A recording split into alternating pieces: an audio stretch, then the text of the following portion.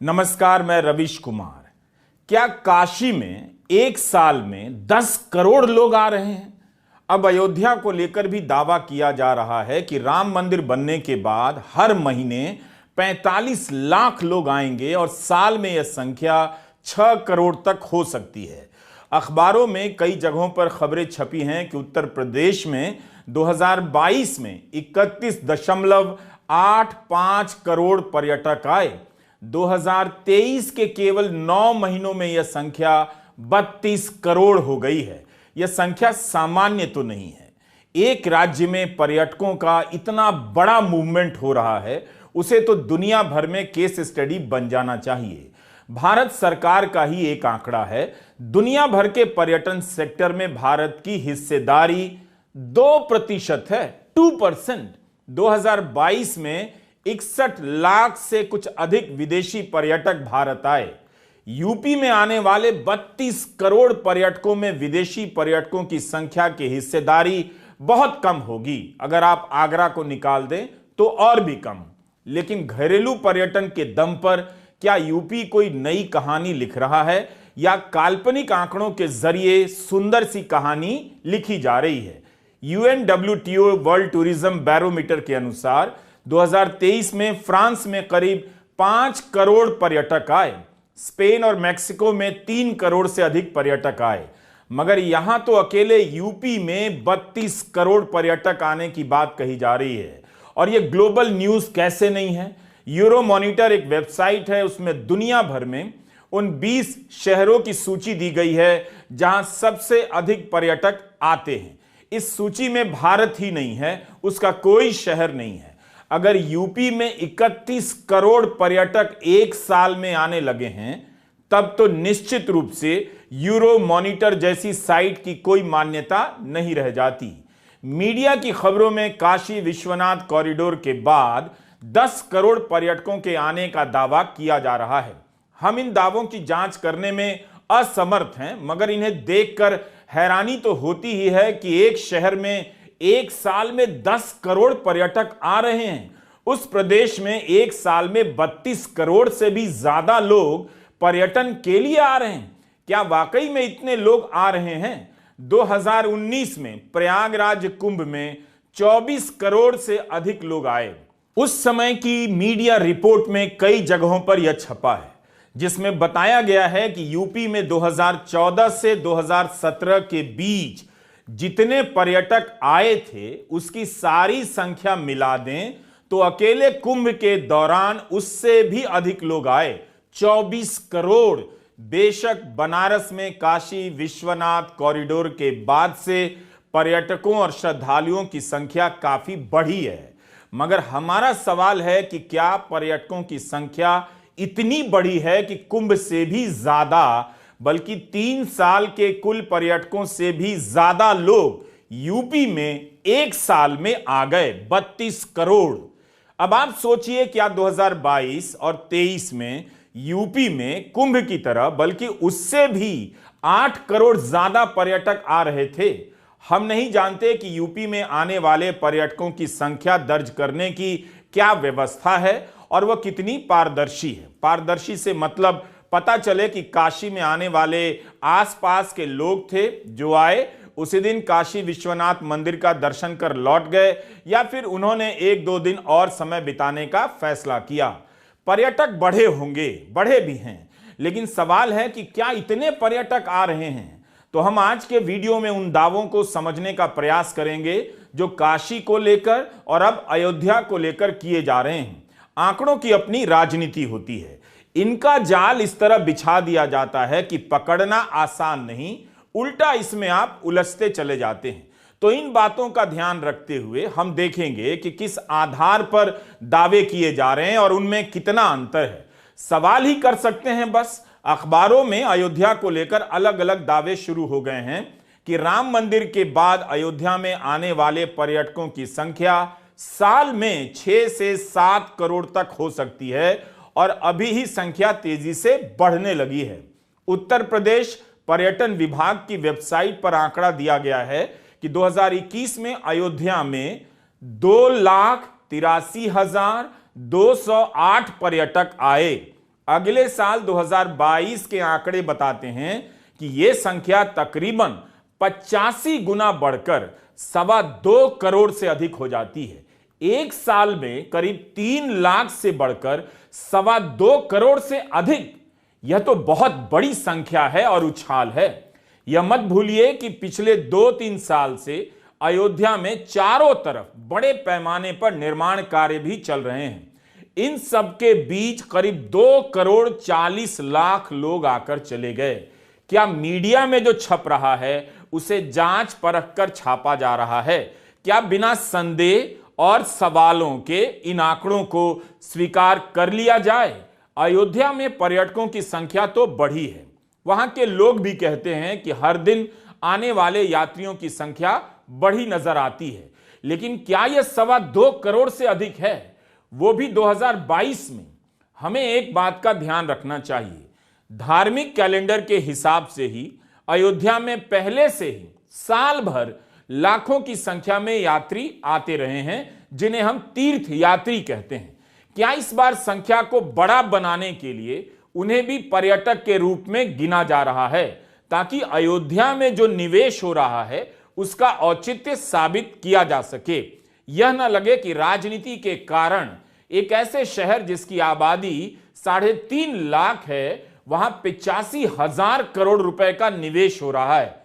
राम मंदिर के कारण वैसे भी सरकार वहां कुछ भी खर्च कर सकती है। उसे किसी को सही या गलत औचित्य साबित करने की जरूरत नहीं है।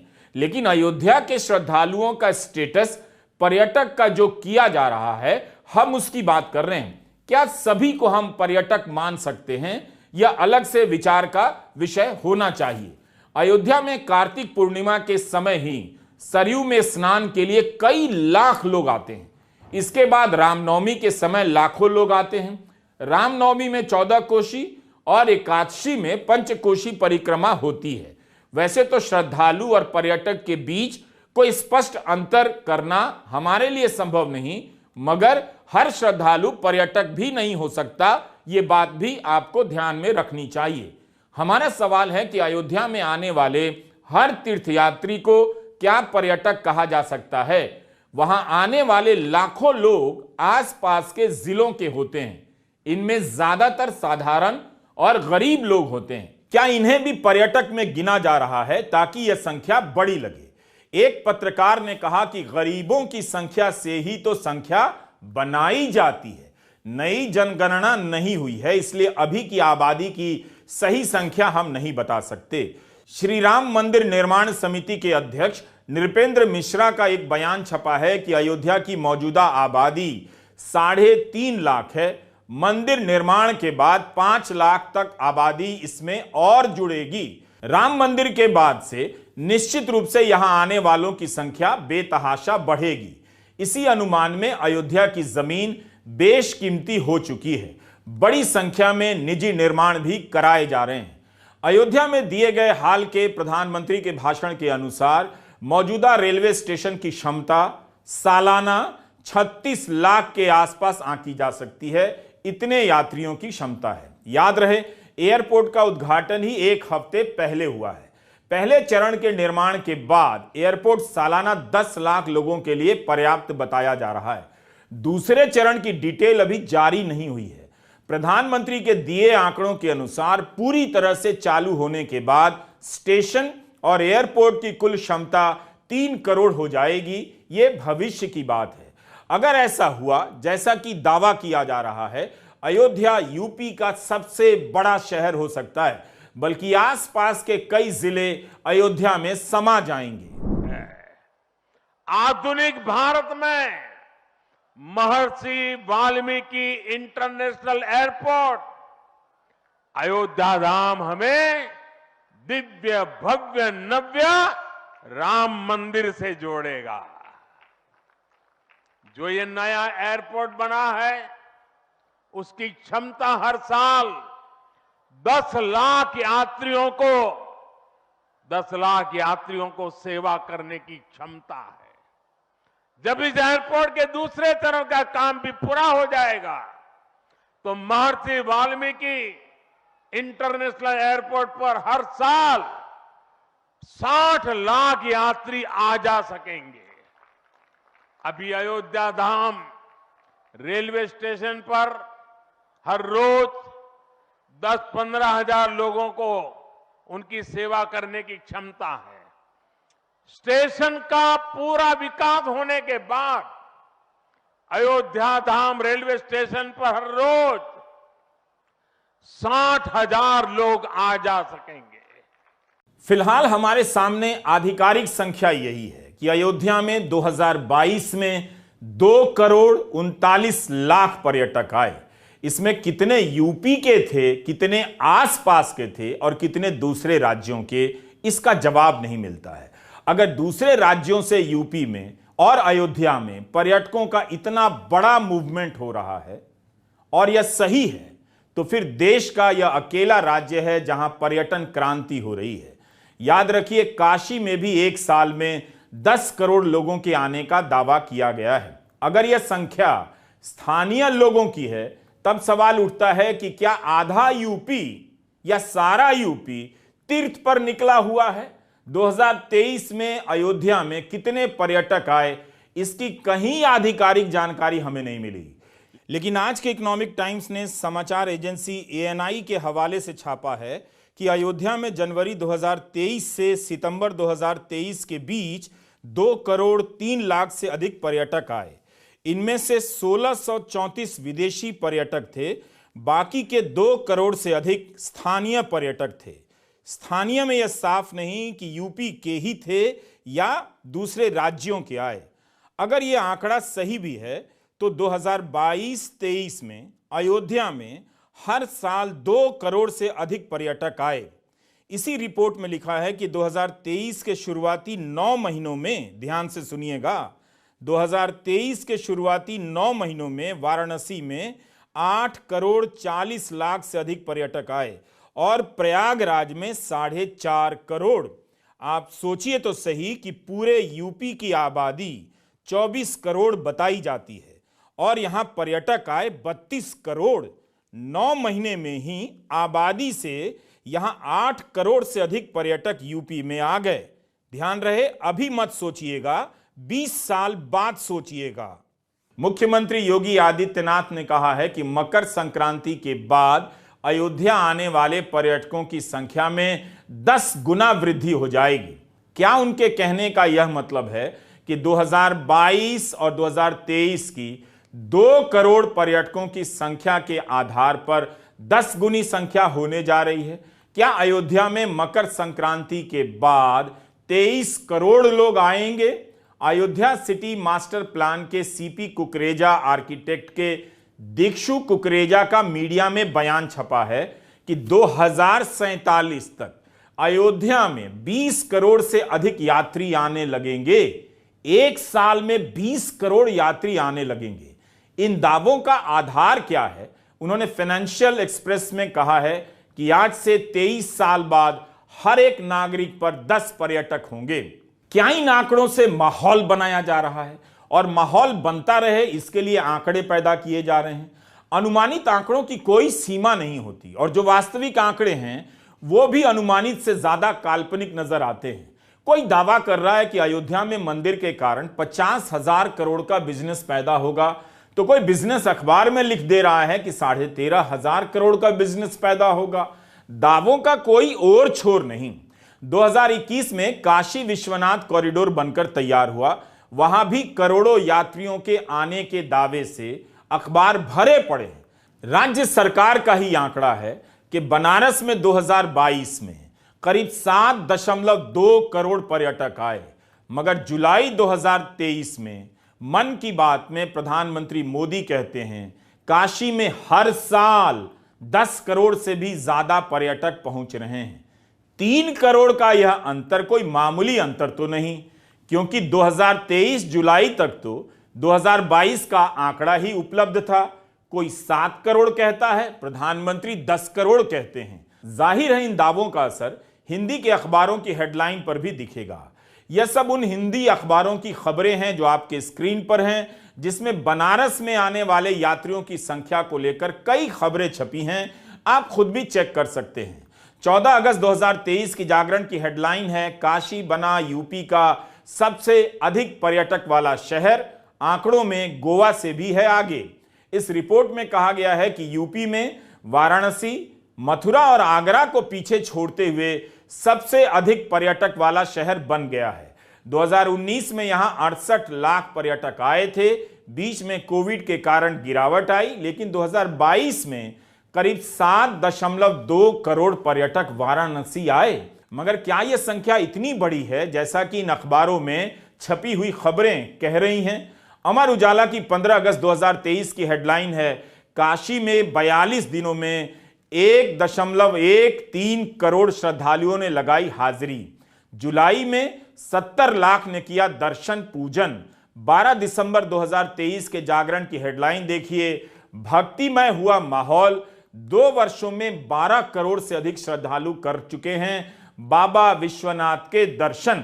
अगस्त 2022 में जागरण की हेडलाइन है, दुनिया का 7वां अजूबा ताजमहल नहीं, काशी विश्वनाथ बना पर्यटकों की पहली पसंद। 1.5 करोड़ ने किया दर्शन। तो आंकड़ों में इतने अंतर आपको मिलते हैं। हमारे पास कोई आधार नहीं है इन आंकड़ों को सिरे से गलत या झूठा कह दें, मगर हैरानी के साथ जिज्ञासा तो होती है कि एक साल में किसी शहर में 10 करोड़ लोगों का आना छोटी घटना नहीं है। वाराणसी के लोग आर्थिक गतिविधियों में बदलाव की बात करते हैं, मगर क्या यह बदलाव इतना बड़ा है? अखबारों में जो संख्या छप रही है उस पर बात होनी चाहिए। शायद उन सभी को इसकी जांच करनी चाहिए जो डेटा के एक्सपर्ट हैं। अगर करोड़ों लोग उत्तर प्रदेश आ रहे हैं, तब तो यूपी के टोल टैक्स का रिकॉर्ड भी देश के सामने लाना चाहिए और शायद ज्यादा भी होना चाहिए। मिंट अखबार में फरवरी 2023 की एक खबर है। इसके अनुसार तो यूपी, राजस्थान, गुजरात और महाराष्ट्र के टोल कलेक्शन में कोई खास अंतर नहीं दिखता।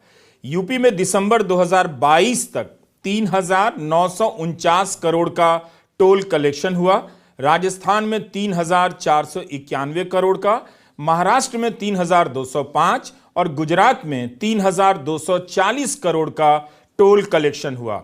टोल के आंकड़े पूरे साल के नहीं हैं, मगर यह तो नहीं बताते कि यूपी में पर्यटकों के आगमन की कोई क्रांति हो रही है। कोई तो आधार होना चाहिए। टोल टैक्स या होटल के कमरों की बुकिंग ही सही। सरकार अगर दावे कर रही है या मीडिया छाप रहा है तो उसे इन संख्या को भी सामने रखना चाहिए। अयोध्या में जिस पैमाने पर निवेश हो रहा है, निश्चित रूप से अयोध्या को बदल रहा है, फायदा होगा। सत्ता में आते ही मोदी सरकार ने स्मार्ट सिटी प्रोजेक्ट का ऐलान किया। अगस्त 2015 में ही 100 शहरों को स्मार्ट सिटी बनाने का लक्ष्य घोषित किया गया। क्या 9 साल बाद मोदी सरकार किसी भी शहर को अयोध्या की तरह शोकेस कर सकती है, आपको दिखा सकती है कि इस सरकार ने स्मार्ट सिटी में उसे बदल दिया है? बल्कि स्मार्ट सिटी को लेकर कहीं कोई सवाल जवाब नहीं होता, चर्चा नहीं होती।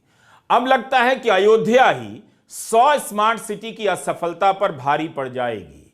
अब केवल अयोध्या अयोध्या अयोध्या होगा। अयोध्या के बहाने कोई याद नहीं दिलाएगा कि उन स्मार्ट सिटी का क्या हुआ। निश्चित रूप से अयोध्या का एक खास महत्व है, मगर इतना तो पूछा जा सकता है कि 2015 से किसी शहर को स्मार्ट सिटी बना रहे हैं तो क्या वह अयोध्या की तरह विकसित हो पाया? वहां कितने रोजगार पैदा हुए, कितना बिजनेस आया, कितने पर्यटक आए? क्या अब उनका आंकड़ा सरकार रख सकती है ताकि हम देख सकें कि उस समय जो दावे किए गए थे असल में कितने पूरे होते हैं, सच्चाई कितनी नजर आती है? नमस्कार, मैं रवीश कुमार।